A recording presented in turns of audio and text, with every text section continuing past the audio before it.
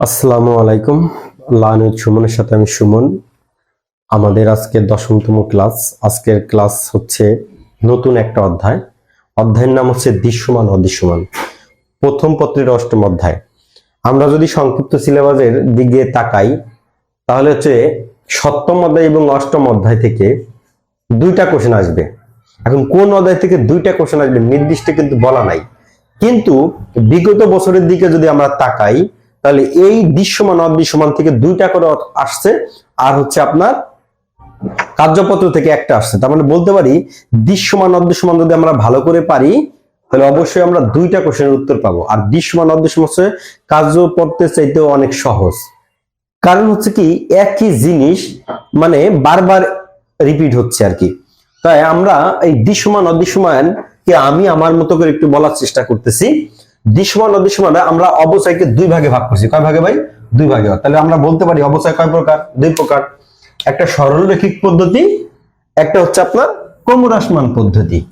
সরলরৈখিক পদ্ধতিতে যদি কখনো এরকম বলা হয় সরলরৈখিক পদ্ধতি অবচয়, বার্ষিক অবচয়, শুধু অবচয়, তাহলে সব সময় এই সরলরৈখিক পদ্ধতি অবচয় চাক, বার্ষিক অবচয় চাক, শুধু অবচয় চাক, এই সূত্রটা অ্যাপ্লাই করবো। কি ভাই? মোট ক্রয় মূল্য মাইনাস ভগ্নাংশ মূল্য ভাগ বছর। মোট ক্রয় মূল্য কি? মনে করেন আমি একটা ফোন কিনবো, মোবাইল ফোন কিনবো। এই মোবাইল ফোন মনে করেন আমি মার্কেটে গেছি, মোবাইল ফোন কিনছি। এখন মোবাইল ফোনে আমি আরো কিছু কিনতে চাচ্ছি। মোবাইল ফোনে আমরা মনে করেন একটা কভার কিনলাম, তারপরে একটা মনে করেন আরো হচ্ছে আপনার একটা মোবাইলে ব্যবহার করবো এমন আরো অনেক যন্ত্রপাতি কিনলাম আর কি, যন্ত্র কিনলাম। কিন্তু যাওয়ার সময় যাতায়াত ভাড়া দিলাম, আসার সময় যাতায়াত দিলাম। তার মানে একটা সম্পত্তি কেনার সময় যত ধরনের খরচ ইনক্লুড করবো মানে খরচ করবো সবগুলো যদি যোগ করি সেটা হবে মোট ক্রয় মূল্য। কিন্তু একটা জিনিস মাথায় রাখবেন, মানে সব খরচ বলতে অনেক স্টুডেন্ট অনেক কিছু নিয়ে নেয়, খালি শুধু একটা মাথায় রাখবেন, বীমা এবং লাইসেন্স যদি ওই অঙ্কের মধ্যে থাকে সব খরচ যোগ করবেন, খালি শুধু বীমা এবং লাইসেন্স বাদে।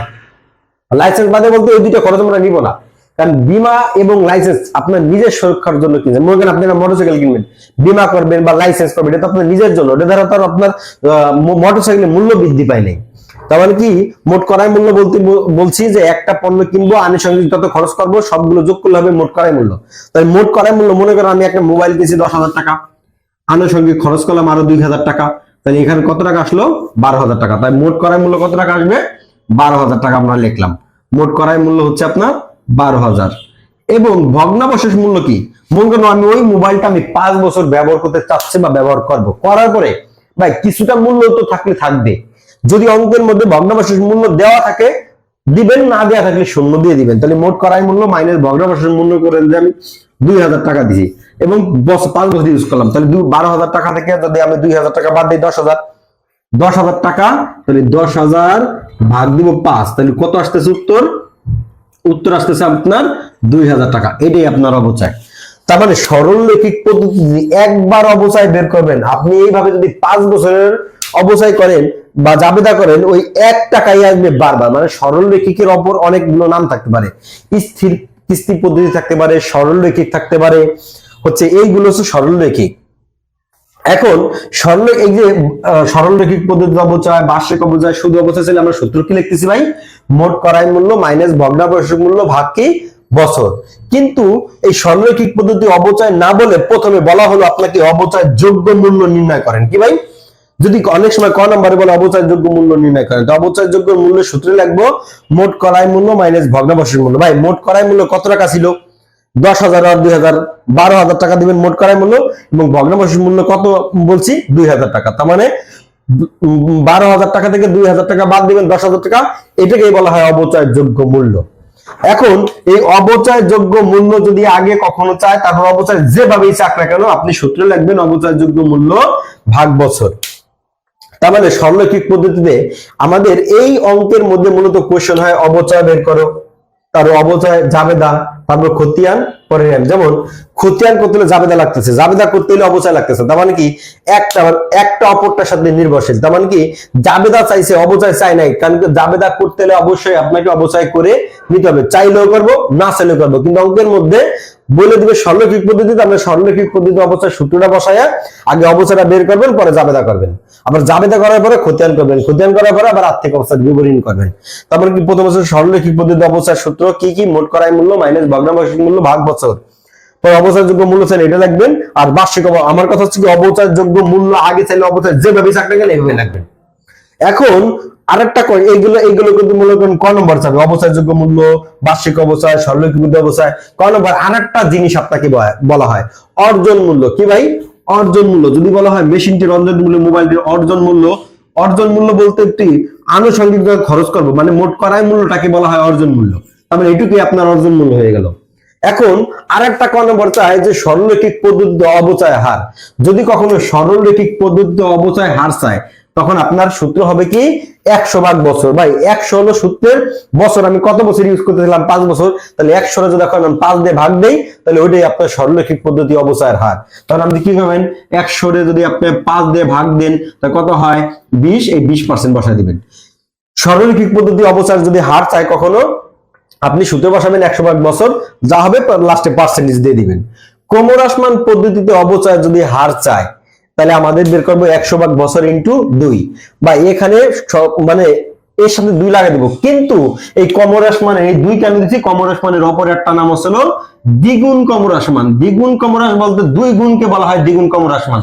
তার মানে কি, অনেক সময় যদি কখনো কোশ্চেন হয় দ্বিগুণ ক্রমহ্রাসমান পদ্ধতি অবচয়ের হার, তাও সেম সূত্র লিখবেন। যদি বলে সরলরৈখিক ক্রমহ্রাসমান পদ্ধতি অবচয়ের হার, তাও সেম সূত্র লিখবেন। তার মানে আমাদের এই অবচয়টা বের করা প্রথম আগে হয়ে গেল। তাই অবচয় যেভাবে চাক না কেন, আমরা সরলরৈখিক পদ্ধতি এইভাবে বের করতে পারবো।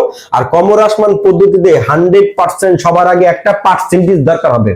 যদি পার্সেন্টেজ দেয়া থাকলে তো থাকলো, না থাকলে আমরা আগে পার্সেন্টেজটা বের করে নিব, তারপরে আমরা অবচয় বের করব। এখন এটা আমাদের অবচয় বের করলাম সরলরৈখিক পদ্ধতি। এখন ক্রমহ্রাসমান পদ্ধতি সবার আগে কি দরকার ভাই?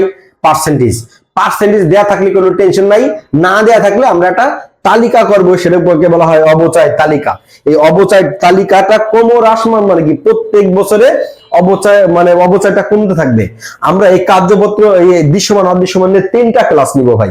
তো 3টা ক্লাসের মধ্যে মোটামুটি একটা আয়ত্তে নিয়ে আসবো, কারণ আমরা শিখতেছি বেসিক।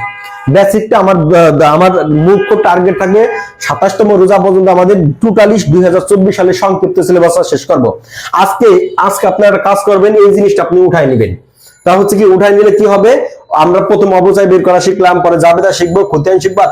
আগামী ক্লাসে একটা অঙ্কের সরলরৈখিক পদ্ধতিতে একটা অঙ্কের আমরা A to Z সব শিখবো। প্রথম অবচয় বের করা শিখবো, পরে জাবেদা শিখবো, পরে খতিয়ান শিখবো, পরে আর্থিক অবস্থায় বিভিন্ন শিখবো। দ্বিতীয় ক্লাসে কি করব? পরে হচ্ছে ক্রমহ্রাসমান পদ্ধতিতে একটা অবচয় বের করা শিখবো, জাবেদা শিখবো, খতিয়ান শিখবো, আর্থিক অবস্থায় বিভিন্ন শিখবো। যদি এটা আপনাদের বেসিক শেখানো হবে, এই অবচয় নিয়ে তো অবশ্যই আমরা আরো বোর্ড পরীক্ষায় এক্সারসাইজ করব। মূলত আমি বেসিক শিখতেছি কিভাবে আমাদের মূলত হচ্ছে আপনার ওই কিভাবে আমাদের মনে করো অবচয় বের করতে হবে, অবচয় নিয়ম কয়টা সেটা। মূলত এই 2টা যদি নিয়ম শিখি 100%। কিন্তু কথা হচ্ছে মনে করো আপনি মুখ্য টার্গেট যদি 2টা নিয়ম ভালো করে জানেন, একবার পানির মতো একটা পাবেনই। যদি মনে করেন একটু সব অ্যানালাইজ করেন, তখন 2টাই দিতে পারবেন। আমি তো এই জন্যই বলছি কার্যপত্র আর হচ্ছে আপনার দৃশ্যমান অদৃশ্যমান থেকে 3টা কোশ্চেন আসবে, কিন্তু কোন অধ্যায় থেকে 2টা আসবে সেটা কিন্তু বলা থাকবে না। কিন্তু আমি আবারও বলতেছি, বিগত বছরের সংক্ষিপ্ত সিলেবাস যখন থেকে শুরু হয়েছে, যেমন অটো পাসের পর থেকে 21, 22, 23, এই প্রত্যেকটা বছরের কিন্তু দৃশ্যমান অদৃশ্যমান থেকে 2টা আছে। তাহলে আপনাদের কাজ হচ্ছে আপনারা এটা আগে উঠাবেন। আগামী ক্লাসে আমরা হচ্ছে সরলরৈখিক পদ্ধতির পরিপূর্ণ জিনিস শিখবো। আজকে এই পর্যন্তই। আসসালামু আলাইকুম ওয়া রাহমাতুল্লাহি ওয়া বারাকাতুহু।